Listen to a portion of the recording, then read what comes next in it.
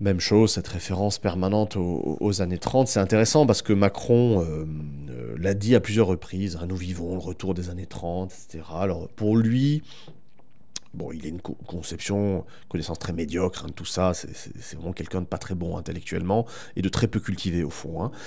Pour lui, les années 30, c'est la montée des fascismes, bon, une situation internationale où les démocraties sont assiégées par les dictatures fascistes ou fascistoïdes.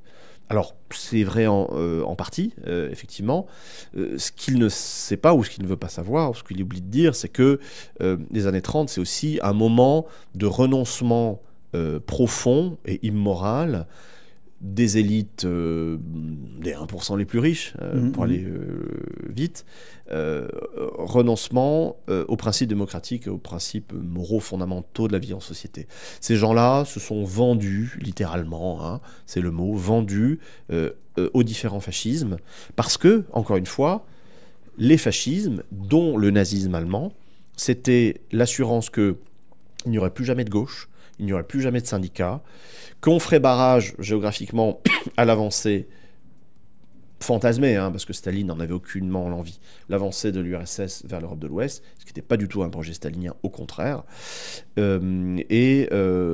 ailleurs, ces élites-là avaient reconnu dans le nazisme, encore une fois, ceux qui avaient fait à nouveau de l'Allemagne cette zone d'investissement optimale où l'on pouvait faire de l'argent, et beaucoup d'argent. C'est pour ça que tous les patrons font le voyage d'Allemagne. Il n'y a pas besoin de citer Henry Ford, qui n'est pas allé en Mhm. Allemagne, mais enfin qui était un antisémite fervent, mais les Louis Renault, les André Citroën, les maîtres de forge, tout le monde y est allé, parce que, au-delà même de la politique financière, sociale et économique de l'Allemagne nazie, on avait de l'intérêt pour cette forme de rupture avec la démocratie qui était censée être inefficiente, etc.